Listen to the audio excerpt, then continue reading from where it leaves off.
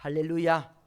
네, 이번 한 주간도 하나님의 은혜와 성령의 도우심으로 여러분의 모든 삶의 자리에 좋은 일, 감사한 일 많으시기를 주님의 이름으로 축원합니다. 네, 몇 주 전까지 설교 전에 좋은 일이 있으리라 찬양 불렀습니다. 이 찬양 3절 가사에 보면은 성령님의 인도를 구하는 자는 좋은 일이 있으리라, 많이 있으리라 그랬습니다. 하나님께서 우리를 위해서 성령님을 이 땅에 보내주셔서 우리를 인도하게 하셨습니다. 그렇게 인도하시도록 성령을 보내주신 날이 성령 강림주일인데, 오늘이 바로 이제 성령님께서 오신 날을 기념해서 지키는 성령 강림주일입니다. 요한복음 13장 1절 말씀 보겠습니다. 우리 같이 읽습니다. 시작. 유월절 전에 예수께서 자기가 세상을 떠나 아버지께로 돌아가실 때가 이런 줄 아시고 세상에 있는 자기 사람들을 사랑하시되 끝까지 사랑하시니라. 아멘. 자, 예수님께서 세상을 떠나 아버지께로 갈 때가 되었다는 것을 아셨다는 거죠. 우리 예수님께서는 때를 잘 아시는 분이셨습니다. 그래서 때가 되어서 이제 하늘나라로 올라가시는데, 가시려고 하니까 이제 이 땅에 남아 있는 제자들을 비롯한 사랑하는 백성들이 걱정이 되는 거죠. 사노라면은 우리도 자녀들을 떠나 보낼 때가 있습니다. 시집 보내고 장가 보내고 군대 보내고 또 멀리 학교 보내고. 저도 몇 년 전에 아들을 군에 입대시키고 돌아올 때는 걱정이 많이 되었고요. 올 초에 딸을 또 학교 근처에 또 두고 올 때에 걱정이 많이 되었습니다. 믿음이 충만한 분은 걱정을 안 하겠지만 믿음이 약한 분은 걱정을 하는 거죠. 그래서 걱정하면서 이렇게 왔는데, 사실은 걱정한다고 달라질 것이 아무것도 없습니다. 그럼에도 불구하고 걱정하는 것이 부모의 마음인 거죠. 예수님께서도 마찬가지인 겁니다. 이제 하늘나라로 성천하시면서 이 땅에서 살아가야 될 제자들, 백성들이 걱정이 되니까 하나님께, 아버지께 구해서 성령님을 보내주시겠다 말씀하시는 거죠. 요한복음 14장 16절입니다. 우리 같이 읽습니다. 시작. 내가 아버지께 구하겠으니 그가 또 다른 보혜사를 너희에게 주사 영원토록 너희와 함께 있게 하리니. 아멘. 자, 또 다른 보혜사, 성령님이죠. 성령님. 예, 성령님은 또 다른, 똑같은데 다른, 그런 뜻입니다. 똑같은데 다른. 자, 예수님과 인격도 능력도 사랑도 똑같은 분인데 다른 분이라는 거죠. 자, 예수님이 하나님이신 것처럼 성령님도 하나님이십니다. 똑같은데 다르다는 거죠. 똑같은데 다르다.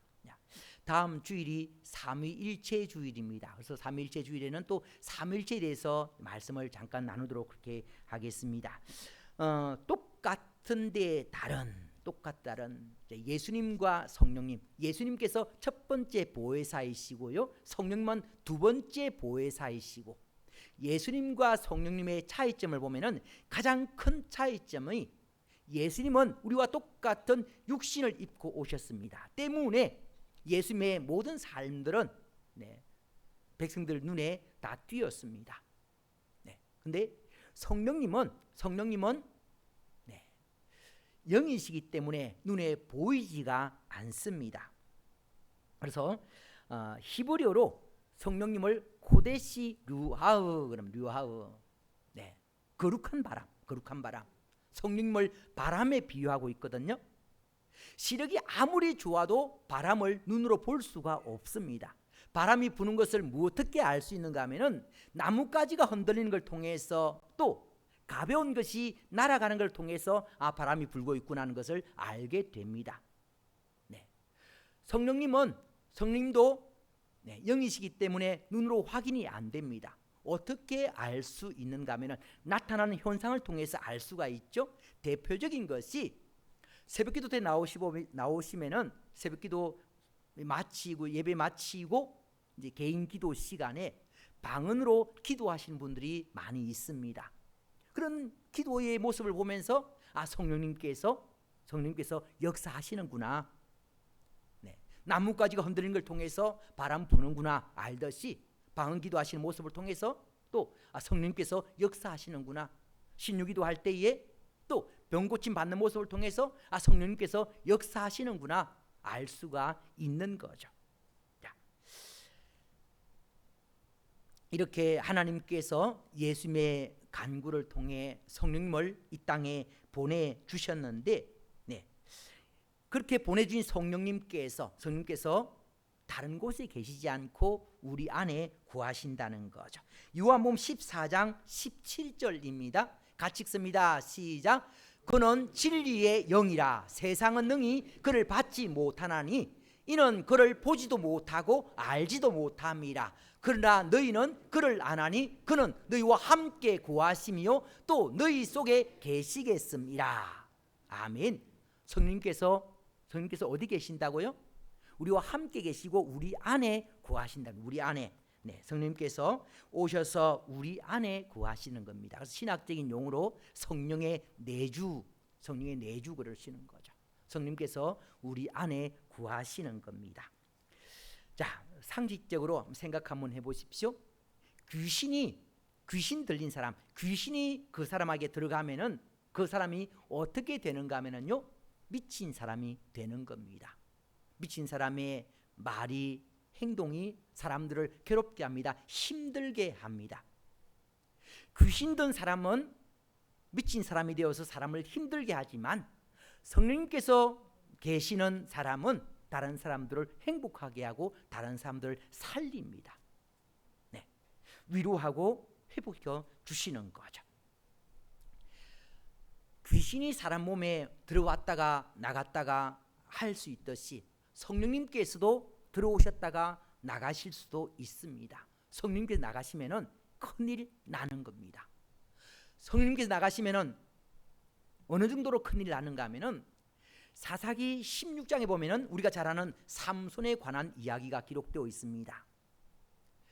블레셋 방백들이 드릴라를 매수한 거죠. 드릴라를 매수해서는 삼손에게 있는 힘의 비밀을 어떻게든 알아내라. 드릴라가 삼손을 막 꼬셨습니다.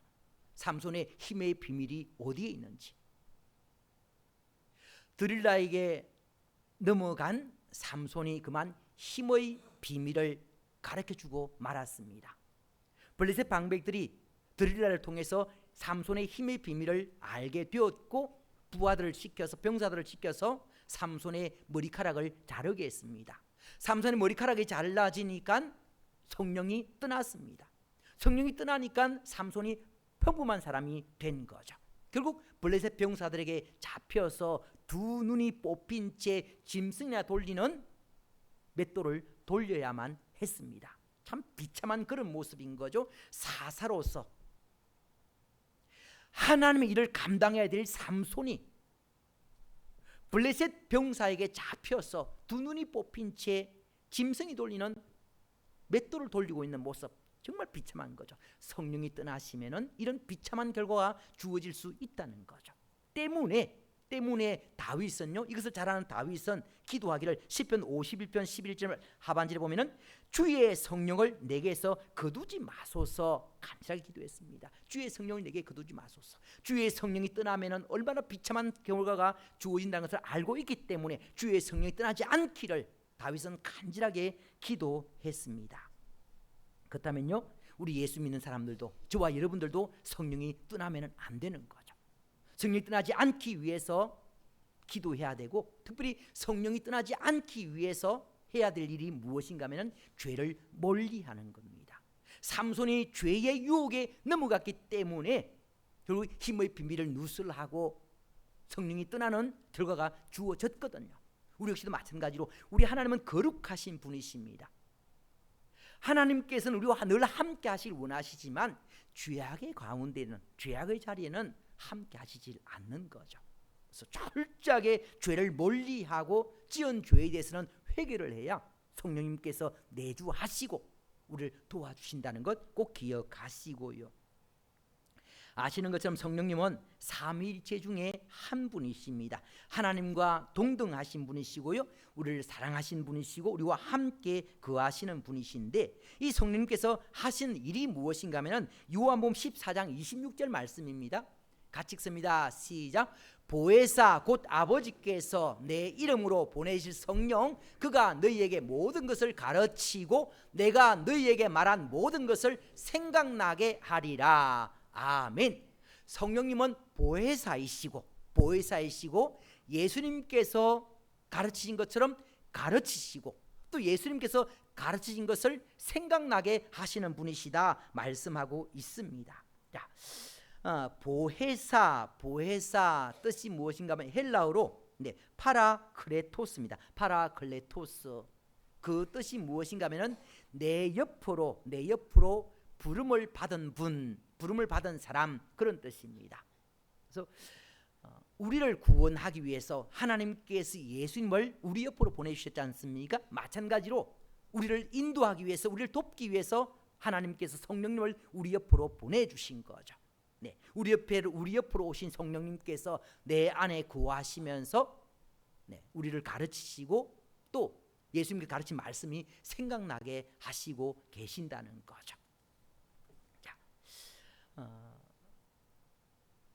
많은 분들이 그런 얘기를 합니다. 성경을 읽었는데 금방 읽고 나도 무슨 내용인지 하나도 기억이 안 난다, 이런 분들이 많습니다. 말씀 분명히 들었는데 교회 문만 나가면은, 문 나가기 전에도 말씀 듣고 나면은 앞부분 또 다 잊어버리고 그러지 않습니까? 말씀을 읽어도 금방 잊어버리고, 말씀을 들어도 금방 잊어버리고, 그것 때문에 막 괴로워하는 분도 계시는데, 걱정할 필요 없는 것이요, 말씀은 들어도 금방 잊어버리고 또 읽어도 금방 잊어버리는 것이 그게 맞습니다.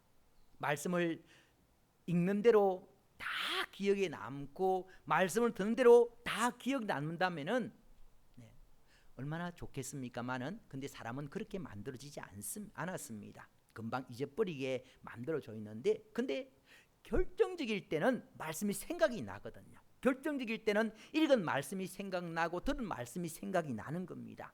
누가 하시는가 하면은 성령님께서 도우셔서 필요할 때에 말씀이 생각나게 하시는 거죠. 때문에 말씀을 부지런히 읽고 말씀을 부지런히 듣는 것이 굉장히 중요한 겁니다. 말씀을 다 잊어버려도 괜찮습니다. 때가 되면은 성령님께서 생각나게 하시는 거죠.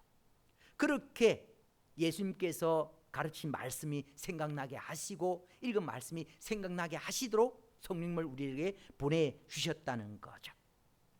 자, 예수님의 삶을 한번 생각 한번 해보십시오. 예수님께서 이 땅에 오셔서 하신 일이 무엇인가 하면은, 예수님께서 메시아됨을 친히 이렇게 보여주셨습니다. 하나님에 대해서 가르쳐 주셨고요, 하늘나라에 대해서 가르쳐 주셨습니다. 그리고 예수님 당신께서 메시아 되심을 친히 가르쳐 주셨고 증명하셨습니다. 그러다가 예수님께서 십자가에 죽으시고 사흘 만에 부활하시고 40일 동안 이 땅에 머무시는 동안 뭘 하셨는가 하면은, 부활하신 모습을 보이시면서 예수님께서 가르친 모든 일들이, 모든 말씀들이 사실임을 증명하셨습니다. 예수님께서 메시아 되심을 증명하신 거죠. 왜 예수님께서 메시아 되심을 증명하는 것이 중요한가 하면은, 예수님께서 메시아 되심을 믿어야 천국이 해결되니까요. 예수님께서 메시아 되심을 믿지 못하면은 천국에 들어갈 수가 없는 겁니다. 우리가 신앙생활을 하면서 가장 중요한 것, 최종 목적이 무엇인가 하면은 천국이지 않습니까? 이 땅에서 아무리 화려하게 잘 살아도 천국 못 들어가면은 헛방이거든요. 우리 부자와 거지 나사로 비유를 잘 알고 있지 않습니까? 부자가 이 땅에서 아주 부유하게 화롭게 잘 살았습니다. 마지막에는 지옥 갔습니다. 거지 나사로는 비참하게 살았습니다. 근데 마지막에는 천국 갔거든요. 예수님께서 저와 여러분들에게 거지 나사로처럼 천국 가기 위해서, 예수 믿고 천국 가게 하시기 위해서 예수님께서 메시아 되심을 정명해 보이신 거죠. 그러다가 예수님께서는 이제 가셨고, 이제 또 다른 보혜사이신 성령님을 보내주셔서 성령님께서 하신 일이 예수님께서 메시아 되심을 가르쳐 주시는 거죠. 예수님께서 이 땅에 사시는 동안 가르쳐 주신 내용들이 생각나게 하시는 겁니다. 그래서 진리의 영이신 예수님께서 하신 일, 예수님께서 메시아 되심을 알게 하시고 예수님께 가르치신 것 내용들을 생각나게 하시는 분이시라는 것 기억하시고요. 또 예수님께서 공생의 기간 동안 하신 일 중에 하나가 무엇인가 하면 위로하는 일이었습니다. 우리가 잘 아는 것처럼 사마리아 수가성에 가서 계대법에 의해서 상처받은 여인, 이 여인을 예수님께서 위로하셨습니다. 뿐만 아니라 세리라고 왕따 당해서 힘들어하고 있던 삭개오를 찾아가셔서 위로하시고 세워주셨고요. 남편 잃고 하나밖에 없는 아들까지 이름으로 말미암아 모든 것을 잃게 된 나인성 과부, 예수님 찾아가셔서 아들을 살려주심으로 말미암아 잃지 않게 회복시켜 주시고 위로해 주셨습니다. 이처럼 예수님께서는 위로하시는 일을 하셨는데 그 일을 성령님께서 하신다는 거죠. 또 다른 보혜사신 성령님께서 우리를 위로해 주시는 겁니다. 힘들고 어려울 때에 성령님께서 말씀이 생각나게 하시고 말씀을 들려주시는 거죠. 그 말씀을 통해서 위로받게 됩니다. 여러분들 가운데에서 어려운 때에 찬양 부르면서 말씀 듣고 눈물 흘리면서 기도하신 분들이 얼마나 많습니까? 눈물로 찬양하고 눈물로 기도하는 분들이 있지 않습니까? 성령님께서 그렇게 역사해 주시는 거죠. 그 일을 위해서 하나님의 성령을 보내주셨고요. 또 하나가 이 보혜사란 것에는 또 변호사란 뜻도 있습니다. 변호사. 예수님께서 우리에게 끊임없이 변호하셨고 우리를 위해서 끊임없이 변호하셨거든요. 사실 오랫동안 예수를 믿고 교회에서 중직을 맡았음에도 불구하고 말씀대로 살지 못할 때가 참 많이 있지 않습니까? 때로는 그런 모습 때문에 주변 사람들이 손가락질하기도 하는 거죠.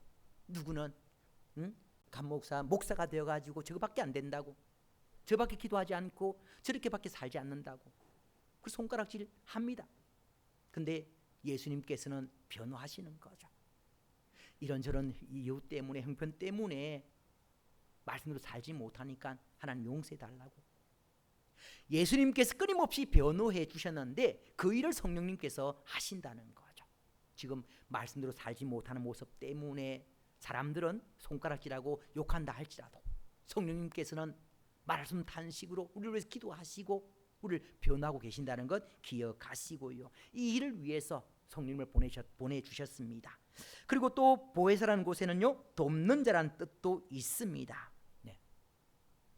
예수님께서 도우시는 일을 하셨고 성령님께서도 마찬가지로 도와주시는 일을 하시는 거죠.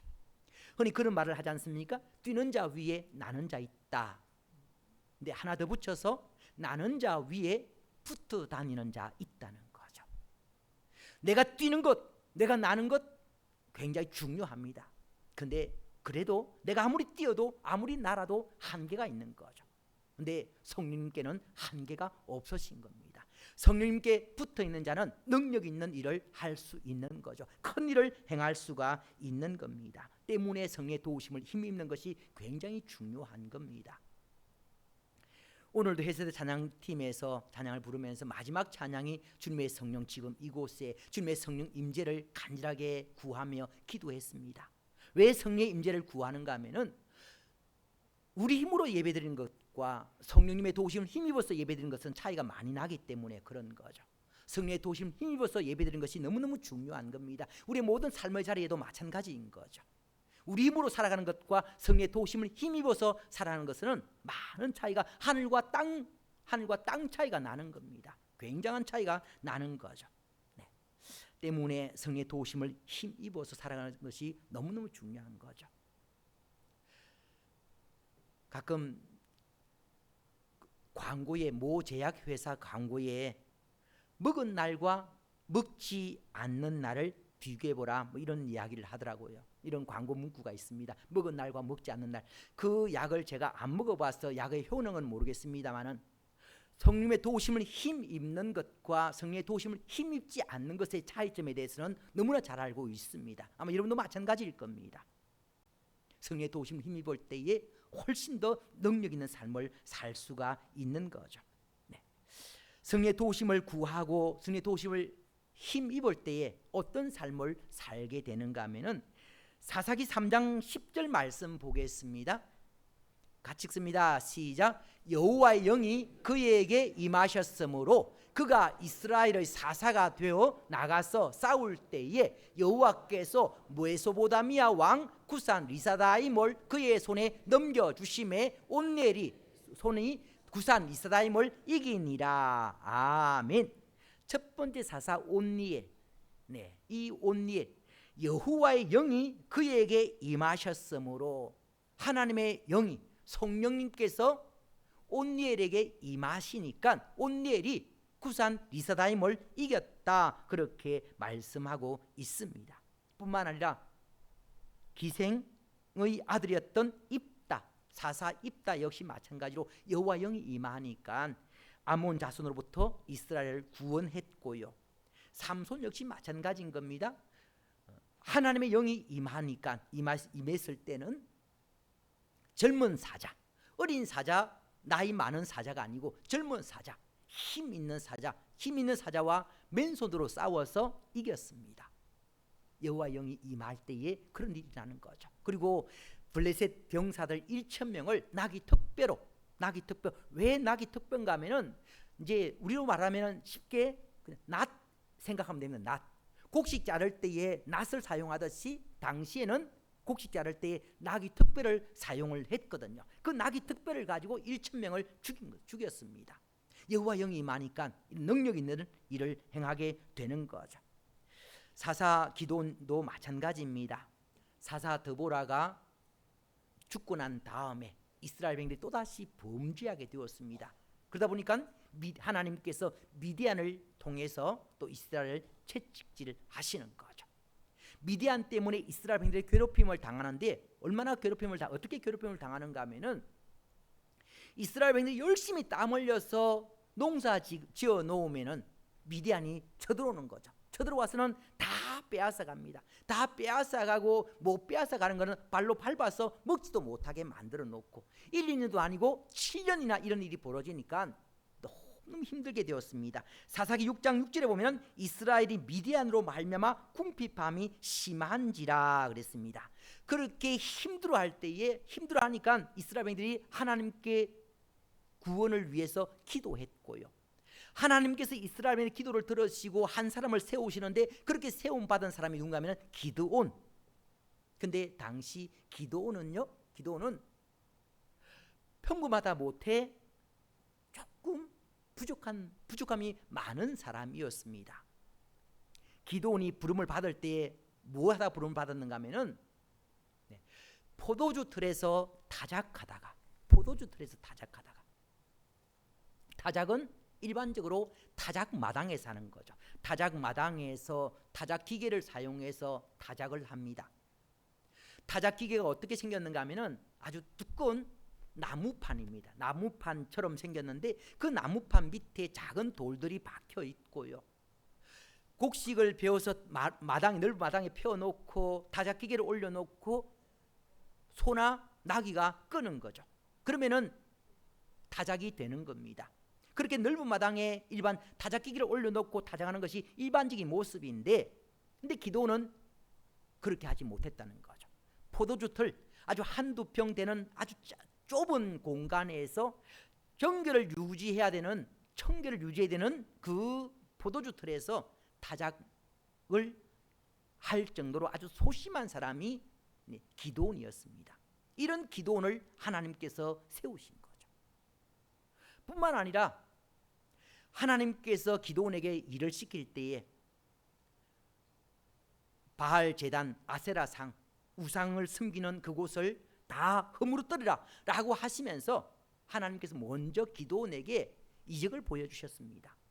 기드온이 특별한 이적을 경험을 했습니다. 특별한 이적을 경험했기 때문에 하나님께서 시키신 일에는 아멘하고 순종해야 되는데, 순종하기는 하는데 기드온이 아무도 몰래, 누가 했는지 모르게 밤에 살짝 가서 그 일을 했다는 거죠.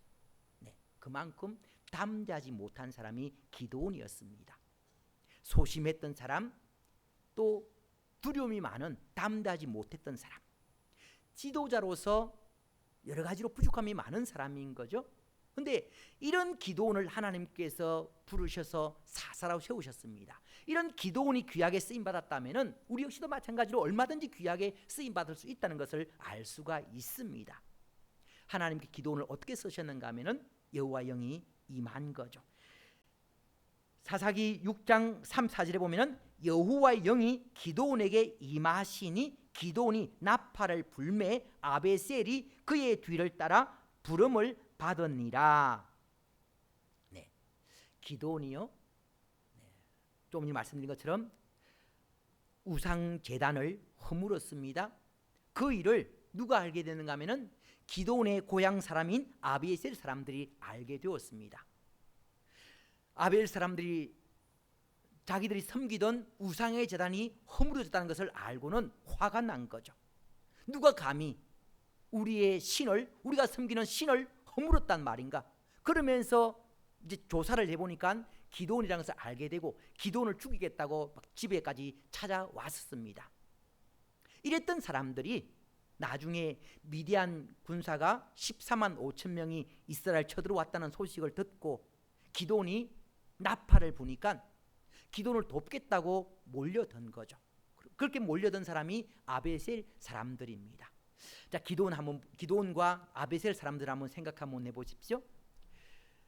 굉장히 소심하고 두려움이 많았던 기드온, 지도자로서 많이 부족한 것 같은 기드온, 그리고 또 기드온이 자기들 섬기는 우상의 제단을 허물었다고 해서 기드온을 죽이겠다고 덤볐던 우상 숨기는데 앞장섰던 아베셀 사람들, 이 사람들이 기드온을 돕겠다고 몰려들고 기드온은 이스라엘을 구원하겠다고 나서고 있거든요. 그 이유는 여호와 영이 임했기 때문에 그렇다는 거죠. 여호와 영이 임하니까 소심했던 기드온이, 두려움 많았던 기드온이 담대하게 되었고, 우상을 섬기던 아베셀 사람들이 우상을 버리고 하나님께로 나온 겁니다. 여호와 영이 임할 때에 이런 일이 일어나게 되는 거죠. 지금 우리가 걱정하면서 기도하는 것들이 참 많이 있지 않습니까? 믿지 않는 남편, 믿지 않는 아내, 또 믿지 않는 자녀, 믿지 않는 부모, 말씀으로 살지 않는, 말씀 살고 있지 않는 또 가족들 보면서 많이 답답해하고 안타까워하고 또 불안해하기도 하고. 근데요, 여호와 영이 임하면은 기드온이 변화됐던 것처럼 아베셀 사람들이 변화됐던 것처럼 변화 역사가 일어나게 될 줄 믿습니다. 성령님께서 역사하시면은, 성령께서 역사하시면은 사람이 할 수 없는 일들, 기적 같은 일들이 일어나게 되는 거죠. 자, 기드온은요, 아무것도 할 수 없는 것 같은 사람이었지만 능력 있는 사사로서 귀하게 아름답게 쓰임 받았습니다. 우상을 섬기는데 앞장섰던 아베셀 사람들도 귀하게 아름답게 쓰임 받았습니다. 성령이 임하시면은 이런 일들이 일어나게 되는 거죠. 때문에 지금도 성령의 능력이 꼭 필요합니다. 성령의 능력을 힘입기 위해서 필요한 것이 예수님께서도 위해서 기도하셨고요, 저희들도 기도했습니다. 많은 믿음의 선배들이 기도하면서 여기까지 왔습니다. 그렇게 가르쳐 주셨던 것처럼 우리에게도 기도가 필요한 거죠. 성령의 능력을 힘입기 위해서는 기도가 필요한 겁니다. 지금 세상이 어렵고 힘든 불안한 그런 상황이지 않습니까? 이럴 때일수록 더 많이 기도해야 되는 거죠. 오늘 성령 강림절, 성령님께서 왜 오셨는가를 한번 생각 한번 해보십시오. 하나님께서 우리를 돕기 위해서, 우리를 변호하시기 위해서 그렇게 성령을 보내셨다 그랬습니다. 이런 성령의 도우심을 입기 위해서 기도해야 된다 말씀드렸습니다. 많은 믿음의 선배들이 기도했고 그 기도를 힘입어서 이 땅이 잘 살게 되었습니다. 앞으로 우리 후손들에게 이 땅을 더 좋은 나라로 물려주기 위해서 필요한 것이 우리의 기도인 거죠. 네. 과거에는요, 불과 얼마 전까지만 해도 교회마다 철하는 분들이 많았습니다. 네. 그런 분들이 다시 일어나야 되는 거죠. 철하지를 못한다 하더라도 새벽 기도라도 나와서 기도하는 모습이 꼭 필요한 겁니다. 네. 기도는 절대로 공짜 없습니다. 사라지지 않습니다. 반드시 그 기도가 적당한 때에 응답된다는 것 기억하시고 새벽을 깨워서 기도하시고 또 시간 내어서 기도할 수 있는 여러분 되시고 기도로 성령의 능력을 힘입어서 영향력 있는 삶을 사시는 여러분 되시기를 주님의 이름으로 축원합니다. 기도드리겠습니다. 하나님 아버지, 오늘도 귀한 말씀을 통해서 우리에게 교훈 주심을 감사드립니다. 아버지 하나님, 하나님께 성령님을 왜 보내셨는지를 분명히 생각하게 하시고 알게 하시고 기도로 성령의 도우심을 힘입어서 하나님께 영광 돌리는 귀한 삶을 살아드릴 수 있는 저들 되게 도와주시옵소서. 예수님 이름으로 기도드리옵나이다. 아멘.